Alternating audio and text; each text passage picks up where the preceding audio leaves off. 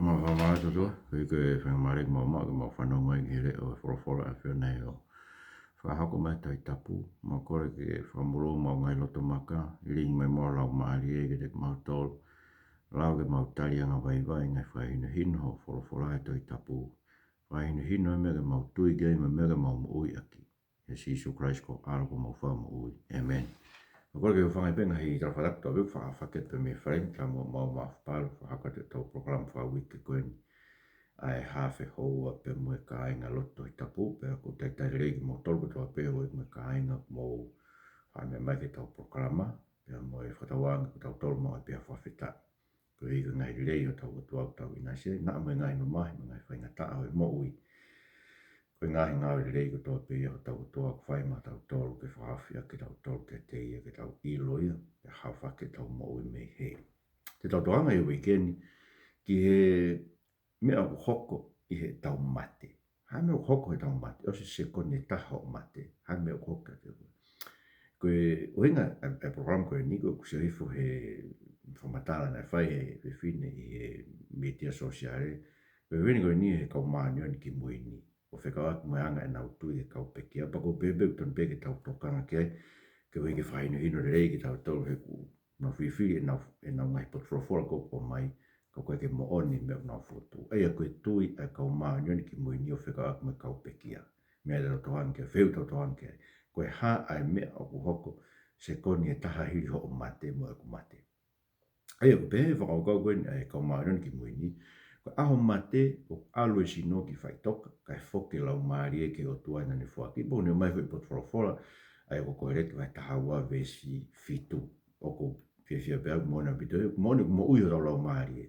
O ke fitu alu ke hatau lau maari. Ko pot fora pe ka e toki ririu a e fu ke kere o hange ko ne iai.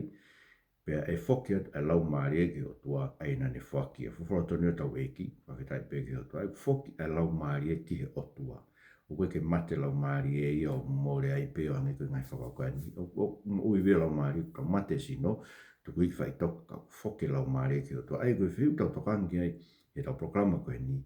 O ku foki ai lau maari e ke o tua o fefe. Tama leo he kau maari ki mui ni.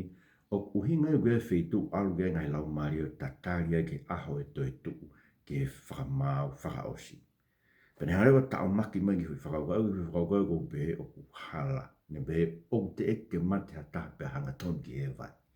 Ei koe whakakau ko tū mai koe tūia kau maari ki mui ni. Pako se pēo ia ki whamatala koe ni. O ku e pe whamatala pou hake ki ai. Ai mai na bego ki nau tolu ia nau kau ki kau maari ni ai ngai aho ki mui ni.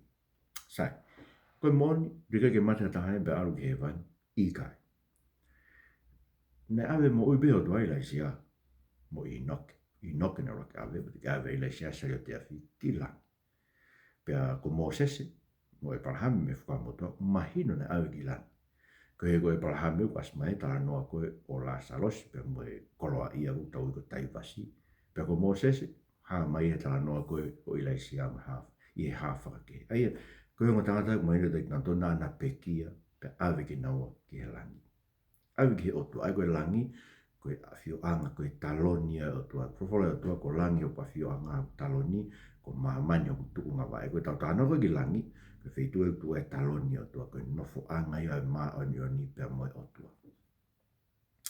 Pea o te whorahora mea si isu o kau ke ka kia Abraham, Isaac, Moseko, pe na nau pe kia ka unau mo ui ke o tua, ai mai ni pe unau i lang, koe heu tau sia koe wheitu e kia Abraham e koe tala noa, na whai koe si isu koe kia taiwa. Si tau tohanga na he whai ke hei e kau maanion ki mui ni ia pa moe Jehovah Witnessi ai lau koe ki parataisi.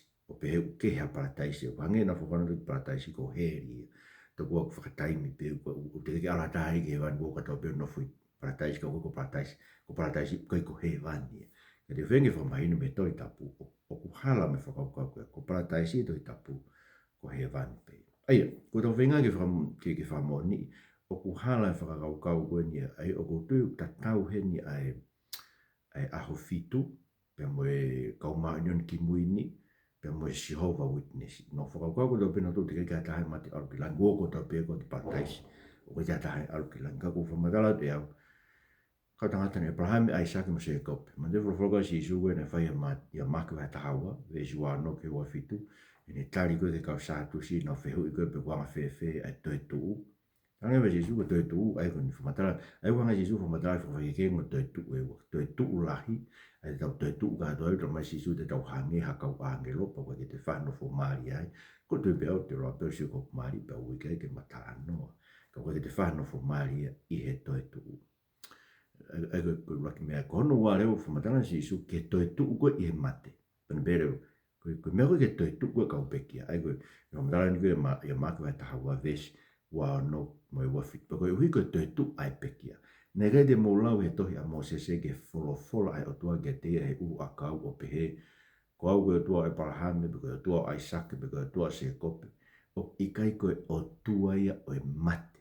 Ka koe o tua o e mo ui koe o ku mō he lahi au. Eko be he lahi au bete kau mai ni ki muini me a fitu. Pea mo e silver witness. I e whakau kau koe nau behe nau toro. Tika ki ala tae ke langi wō ka tau ki paratais. Ka ko paratais ia ui kai ko langi. Ko fotoa te au koe mego whamatara koe tohi tau. Whamatara koe eik pesi su kraisi. O nau ihe o tua ki nau tau.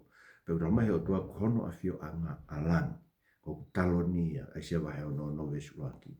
Ko a fio e taloni langi. Ko tunga wa ea mamai. Eia. Uko se ka kaina nau mate o arke langi. Ai Abraham, Isaac, Jacob, Moses, tatano ke nei mate Moses ia. Tuke mo tama koe I noke ia, pea mo Ilaisia, na ave mo ui bena wai ke langi ke a fio anga o tua. Sai, whewherewa Kristiani, talmai pita ke te tauto, ruak pita inu an waki, o e vesi ua ki he ni ma whawhetai ke o togo e tamai a tau eiko si Isu Christ. Aia, kone whakatupu fo ou a ke tau tolu, o whakatau ke ne alo o whalahi. Ki he amanaki mo ui I he toi tu a si Isu Christ me pekia. Whanonga leo ke mea koini, ki ha tofia, tae auha, pea tae uri, o tae whaamai, o ku tauhi I he langi, ma tau tolu.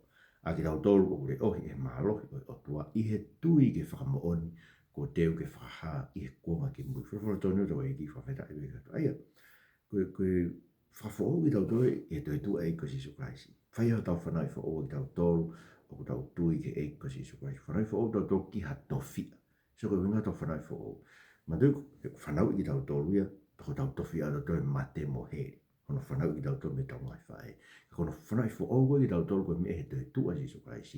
O tau kaua I tau ke familia o tua. Pe tau mai koe familia o tua. O koe tau tofia tae auha, tae uri, tae mai. O ku tauhi I he langi. Ma tau ai koe tau mai tauhi parataisi.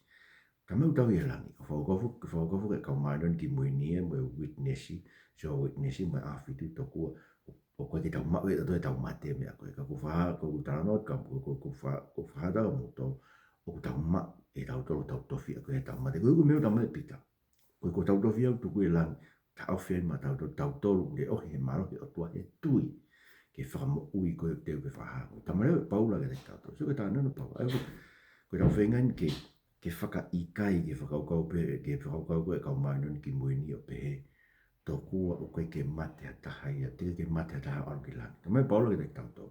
Whipai whalo ki vesu ato, o kua hori au ke alu ke o ia krais.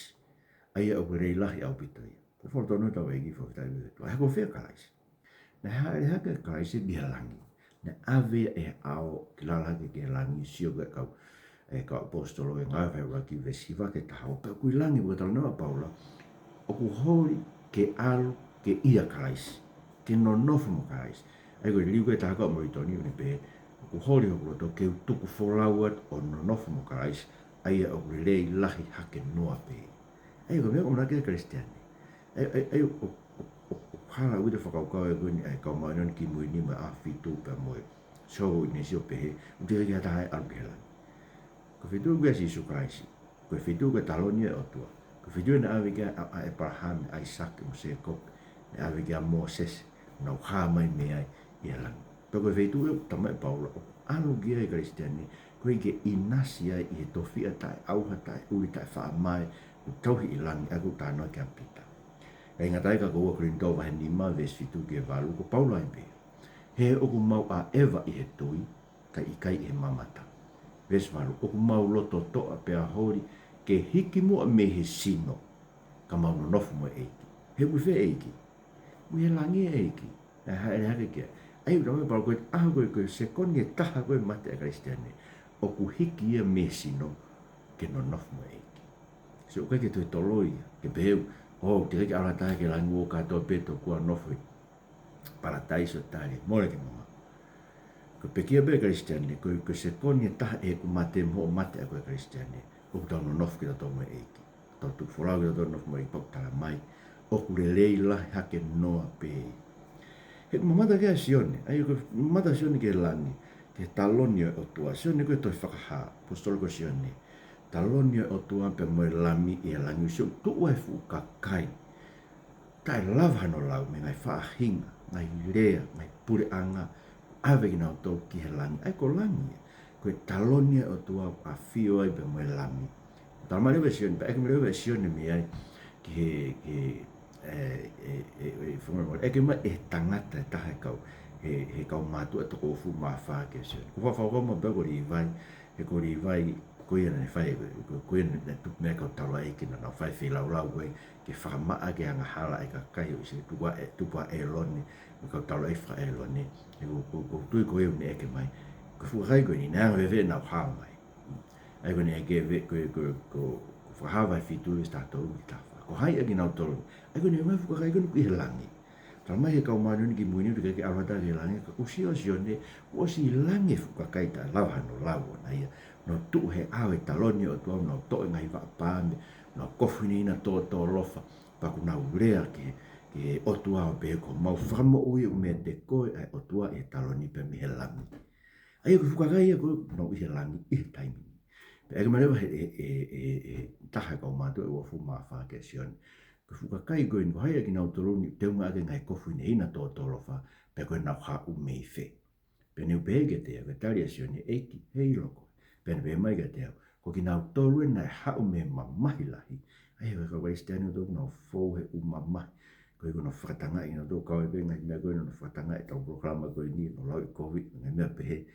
O kau moe ngai mamahi koe tau tau fōu pau ki tau fōu ngai mamahi koe ia. Koe pe kunau fōho nau kofu ke hine hina i he taa o e langi. So ke, ai o kakai o e langi, nau fōu ngai mamahi koe ni ngai mamahi anga Kristiane, ke na e fōho nau kofu ka hine hina e taa o e langi. Pa kunau is alu no toke e langi. Nau mate pina tō sekoni e taha hiri e kumate, a ki mau tolu koe ni mo ki mau tolu ka hine hina o tau kofu he taa o e eiki. Pa o toke e langi. Koe taha ngai hime e wesi anau koe te rawe whege langi pa koe tari i he tata o sisu koe tari. Koe tari e ka kai kou nau hoa au hu nau i he langi. Koe mo hime taha mo whawhanongo whahiwa ki i he āpō putu, mo e whaio e putu, e ke whasio mai, koe vesi au pehe. Nā mo i kuna e hae koe eke e mei heni ke kau i kuna. Nā mo i kuna e ka kai kou nau haat ke langi. Pa nau tari mai, koe tata ne ta whea, koe iwi o he langi. Aia, ko whambeo ke whamahino pe whanonga ki tau tōko ni, koe ke mo oni lau e koe ni, ai kau manu ni ngai au ki mue ni, pe mue psioha witnessi, koe ke mea whito peu tau mate peu tākoto e whanua loto, peu tau mate o ki paradise to koe ko he vania. Kai, o mate Kristiani o alu ki he vania, tuku wholau a te lau paulano nofu mo eiki, koe ke mō meni te sekoni taha e ke hiri e kumate, kou ihe eiki ia, o no nofu mo eiki. Ko mea i hana tātā, ko paula loma vai ni ma vesi wa, pe ka ko ia pe e a siri e whakamo ui o ki tau tolu mehe hou hau ia teia ui ngani ke sisu he kua whakatonu hia a ki tau tolu i hono tātā. Kai, whakatonu hia i tau whakamaa o nioni i tau kua ngau ki tau toke tau tāu mwe langi koe mea tau o koe ke lawa tāu ke langi koe koe angahala. Koe angahala tai whakamore more ua i kakai ki hei. Koe ka mea siasi ke neanga whakahu i tau tolu koe kakai na whakakau o te olpa whai mea ko roto kea ko nā whi awa ko hui te tok mate pia po hau panga pe pātere ia o whakahu au ke langi. Koe ke lawa pātere, koe ka mawhai o pātere, koe ka mawhai o siasi. Ta pe me kau pātere, whakaparai pia kia. Koe ka mawhai o whai whekau pe ko atangati kini whakahu hata ke langi. Pepe kau maanyoni ngai au ki mui kai, te mohang mato papi taiso e kau pekia ke nau hu ke langi. Koe ke mawhai ia, o tapa koe ke talamai to i tapu ia, o talamai ke te tatu ka poe papi taiso e kau mate. O kia ipe lawe a paura la koe ntau hai tani ma ke baptaiso kau pekia. Kau kai ki tau ilo tope ko hapa koe ko ha mea tala mai to i tapu. Na e whai e siasi i he whakafo o e tau tapu. Ai, Mai no be to ko whakatonu ia i to te tātau kraisi. Pea ko ki tau tolu e katau ka mate se koni e taha e mate ko hi ko tuku wholoa tono nofu mo eiki i he langi. Ai ko kia si Isu Christ e kuia tamai ai ko taloni au e otua. Tuku ai me fukakai ko ni usio kia sioni. Na ai e ko whine hina tō tolofa tō e ngai wapa me whailonga i kuna. Na lea pe ko mau whakamo ui e ku mea te koe ai otua e taloni pe mai langi. Koe ka kai we na riki famoi na tori ha siasi pe ko tangata mori mama ne famoi na to he otua aki ai tata o e ko si surprise ko la kai o ko le me famata na ai to ta ko ni me ka manon ki mo ni o pe he ka ko mama ni ko fo ke la mari ma tu na ta pe ko kamata e famata la to ta ko ni o ta mate ta to au ta si no tu ku fai tok ka alo la mari ke otua pa ta mai le ko ni alo ke otua e ko nau tu ien ko ka mai non ki mueni o ko mo potu e ko paratais mo prison e ko parataisi ma ta gelo ke vai wa toru ve si fa toru ke profroga si su ko ke ha ka un pe ko ta mo ni de ko e ta i paratais mo e no fa ko non to ko parataisi o hangi be ki feitu te alo tatari ko langi pa ko fa ko e show witness ko parataisi ko hangi ko heri tau no ai le rompe to ya tari ai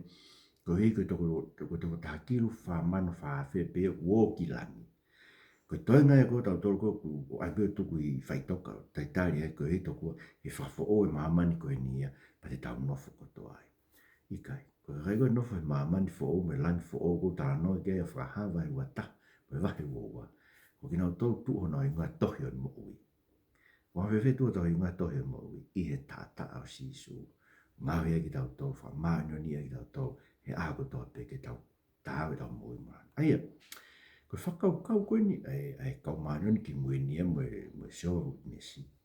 O ku kehe pia parataisi mo he vani. Ko parataisi ku hangi ha poto e tatari tō kua. E tō kea awa haere mai e kusi skorasi pa whai whakamau. Pa tō ki awe ki tau ki he vani. Ka kua whamatala te te moto o i kai. He tuku wholau e Kristiani no nofu mo e ki i he vani. I lang e pot ko pa era ke ai e ki he ne haere ke ko parataisi i e lau e tohi tapu ko he vani e pe o to tolu be ase le parataisi e tohi tapu no ngawe a tu o fa no i he liri ka kono ngā koe e whakamoto ma te ko parataisi tano ko ki parataisi tano ke ngau e tapu ko i ke to i teni neo mo i kai ki whakahingoa ko parataisi ka ko hunga e parataisi kono ngawe a koe tohi tapu ko hinga ko ngau e tapu ai tohi ai tau bebe da toko ne fai mo be a patais i teni ko patais ko he ko mo e tapu ia ai otua ka ko ingo e potu e ko i teni en to e otua ni mo e i teni pa ne ave tangata mai fifini to ko ngai ka no ngai to tolu beto i tapu e patais i tau fatonga ko luke be vai wa tolu e sfato ai ko rea ko si su ke kai ha kau a ni tai patais ai fo ka we na nao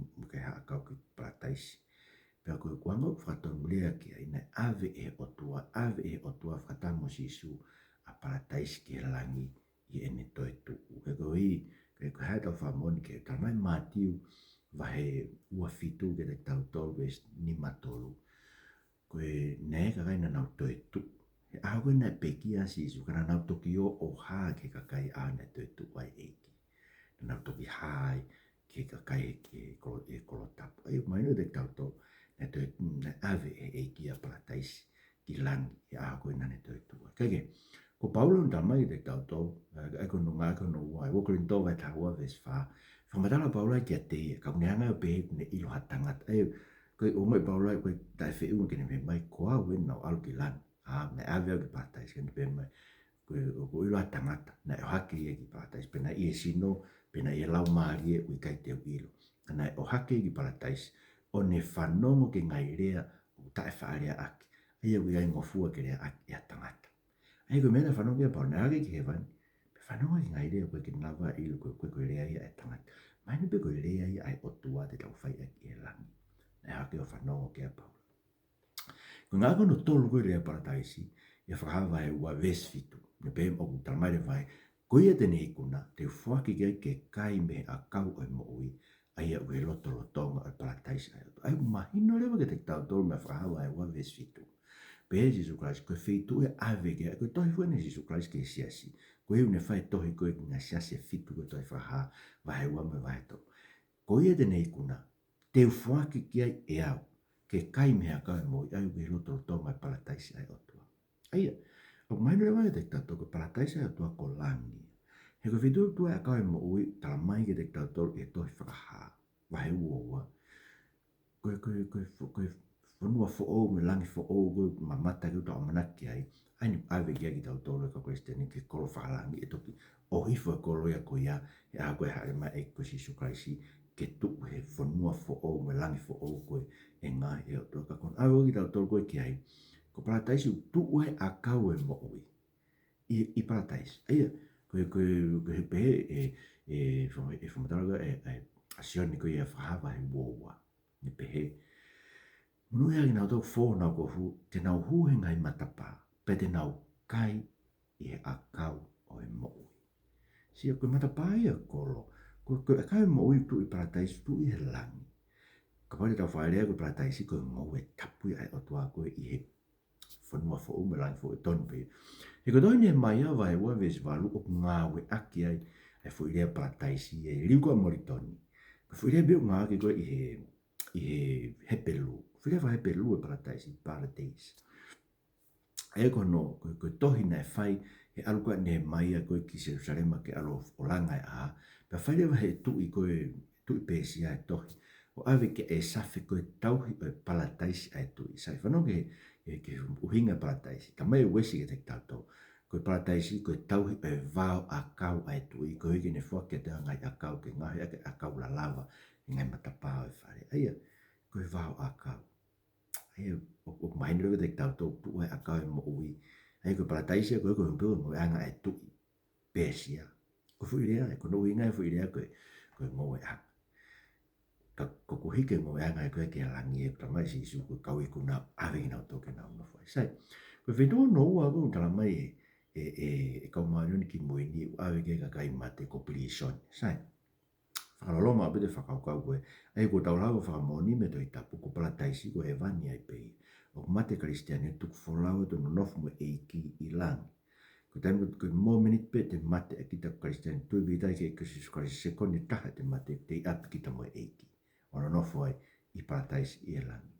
Ko tamai e kaumarioni ngai au ki muini, uko me fitu e taha ko pirisoni. Aia ko hange ia ko pure katolio ko e poto e tatari ki au he vani ai katolika Roma. Whakafuka katolika ia o ave kaka ia ko tikai ke kakato toko e nau teu o tuku i pure katolio. Pero hangewa he nau ngai kainga ko i mamen o whai nau ngai ngau re rei ke siasi ke whakahua ke kakai koe i langi. Ngome whe tau ilo ko whakahua ki langi e to tutun pe he pātere pe koe tui tapu o whe unga tau ngai ngau ke whai ke whakahua ko tau ngai kupu whamawa he pe kia ki he langi. Ai koe whakaukai ka koe whakaukai kau mai noni ki muini ia o whakahua kau pe kia koe e siasia ke baptaiso koe kau mate toi hoko e se. Koe mwani fo, kono inga mau ingai ke kau mai noni ki muini ngai fu toi hoko no toi hoko ta koko tu mo kuingoa ngai fu toi hoko koe kua ngai whamiri ma o kau e kau mai noni ngai aki muini. O baptaiso na toria e kau pe kia. No talento ke mate pana to baptize to fa wa na ko ko ke o mo de mo baptize mo to ko ngo he ko alo gilang te alo gilang he mate u nga ta mai e to tapu ke te ahon te i parataisi ta mai por ko ahon te tu fula wa ko fa mo a ko ke tu fula no no mo e ki i api mo e si ko nga ka fa ko ne prison o mai whakau, ai koe uingai koe e siku whamatala ni koe e kau maarioni ki muini e whiwhini koe ni hau whamatala mea. Uingai ki heri whakataimi, koe whituen ki ngai lau maari na e teke nau tari o ngongolere Sisu Kraisi e nau kei mo ui. Pea ko ki nau tolu na nau mate te ke ia ha nau whainga maari ke nau whanongo ke pōpua ke o ngongolere. Ai e whok uingai tau tō kātau kon koe ke tau kau ke kau maarioni ki muini. He koe ngongolere koe e kau maarioni ki muini aso si whamita me whamatala koe e nau tolu. Kuna tolu na pe kuna tolu na ma o ngorere to ko hena more ngorere me ma mani os pe mat pe kia ka apostol kuna ta fa matar ke mo oni ena pe kia ka apostol ko ka ta ti mote mo tai tu si mo pane pasa mo tanga ta ko na ne fatu to he pe lu to tanga ta no wa na na hoko ai tui whakaristiani man pana hoko pe ngai kuonga wa o mai ke ahon nei ka peke mo le tui totonu ina iai ma beto i tapu pena iai ma pe me whakamoni ka sisu Christ an tauma i whakafo kege kuna whakau fuke ka mai non ki muini ko tau tolu kato ko ni o ke tauma e totole mo ui ko ke tau kau ke sias mon taha ai ko sias kau mai non ngai aki muini kana whamatalat ko sias mon taha ia ai sias ko guilangi ta no ka he pelu vai taha ua ko sias e ngahi ula ki foha tu ono e ngahi tohi o mo ui ai ko ki tau tolu tau tui ke ko sisu Christ whamaa ko tau kofu e ta e ko sisu Christ tohi tau hingoa he tohi o mo ui i e langi ege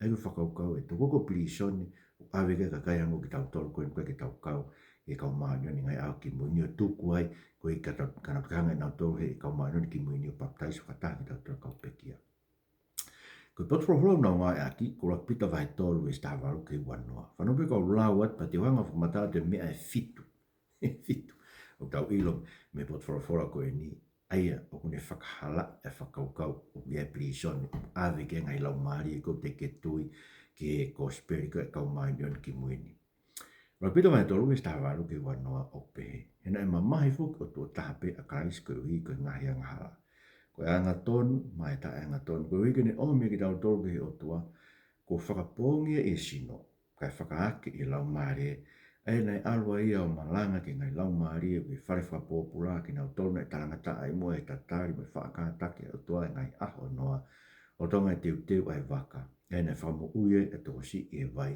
ko toko valupe o whatone tau eiki ka whera bega tua sai ko rak mea mahina o bega te tau tolu e whamatala koe ni ko pekia asi isu karaisi ko e anga tonu mai ta e anga tonu ke whakaofi a ki tau ke omi a ki tau toke o tua. Ko inga beu tau lavai ke tau alu ke langi.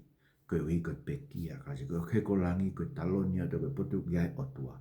Pekia si su Christ ke whakaofi ke omi ki tau toke o tua ke omi ki tau toke langi ki tau whio hea me o tua. Pe tau mai wei e pita ke tek tau tau.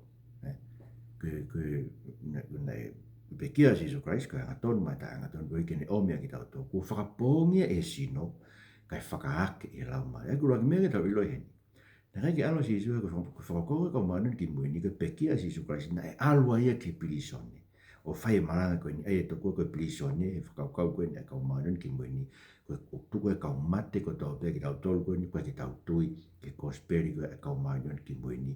Au tau tolu tuka toi pilisone. Ko i kanau toki e ka toki hato koe si isu. Ko ke mo on. Ko raki upehe. Na kai ki alo si isu ke ne pekia. Na toki alu hene toe tuu, kurak mea ki whatoa ngai. Hei tala mai, na e whakaake ia, i honoanga lau maari, aia na ne alu ai. I honoanga lau maari ko hene toe tuu. Ei kono sino toe tuu, e ko sin whalau maari, e ko hene toe tuu ak, e ko sisu kai sin neonga na tala mai pe ia, e luke vai ua whaves tō hiva, o ku kakano mo hui, ano sino koe. Kaike, kurua ki e kono wa, ko ngai lau maari, ko e whare pōpula. Whapopula. O tui hanga tonu mai beo koe koe kakai ko toa pe o tai tui ke kosperi ka mangan ki muini. Ka koki nau tolu na e tarangata i mo i he tatari me whaakatake a tua ngai aho noa lo tonga e teu o e waka ai ena whakamo uia e toko si e vai ko toko valupe. O tau neta peki. Ai maina beo te tau tolu. Koe koe kau mate ko toa pe ne alo si isu ke hene toi tu o malanga ka koki nau tolu pe koe kuonga noa. Tolu. O koe koe pilisone nia kotoa e kau pekia. Tai ilo ki he wholofola koen, pia mo e ongongo re rei koen, e whekau pōpaki o ongongo re rei koen, e ka maunioni ki muini. O koe ke pehene alo sisu ke kotoa kau pekia, o toku ala kau pekia no pilisoni, mole ke mama, wha, o iei tala mai na whakato mala ngai lau mare koen, ke pehene ala sisu o malanga, hene toi tu pia whanau whakato mala, ikai. Nima, o koe lau iro pito vai whaves ni mai kono malanga ke o ngorari ki tek nau tau, foki kua mate, ka uhinga ke kai na nau mo ui pe ko nau mate kana nau whanongo ke o ngongore rei lo tonga e nau kei mo ui. Fitu, hoi pe luwa hiwa vesi wa fitu ta mai ai, ku pau ke tau mate tātua tahape, pe hiri e koe whamau pe. Ai koe ke pe tau mate pe tau tuato ke pisoni o tari ai, ke toki ate whenga maari e ai, ke paptaiso ki tau toa kau maarion ki muini, pe tau toki huai. Mole ke mamau, tau mate tātua tahape, pe koe whamau pe mea koe fitu, whamon peke si Isu Christ, e tala noko la salosi mo e koroa ia koko taivasi. Ai au kore foke a taivasi me heri. kia Abraham ko no ngai to ko e to nimo no ke mo ki almo ata almo la sa so tala ke na to ke no to fo mai he ka tala Abraham no ma mo se ko para fita ko pa ki no fanongo ke ai ka pa ki no fanongo to itapu ke pa ki no tu ina to ne o to tu ata me pe ki to ko fama ke o ke mo to la ka ma no ki mo ni mo ke ta to lu ko ni no fo ko ke ta tu ke ka ma no ki mo ni to ta no fe ngai ses ke mo lau e to itapu ke mo tui ke eko si so ke te tau he ko he ko pekia kristiani aki tau tolu ko tau pekia na tau tui pe tai ke eko si so Christ pa ko fo tau ko fu fraine hina ta ta Christ se koni taha ho mate o ke tu fora ko no nof mo eiki o ko i apia mo eiki pa ko fa mau kau mai ni ngai aki mo mo tu ko la to mo mo na ka mo la mo tau to tapu mo tu mo ke eko si so Christ e blawa pe ke whakamo oi whatabe mo tō mo ke mau tō e tui ke e kusi skwasi ko ke tau alu ko toa ki lang o nofo e mo e ki ka ewa ko toi whai ne toi haere mai e ki takoni mai e me parawe mo mea mai mo mea tua whai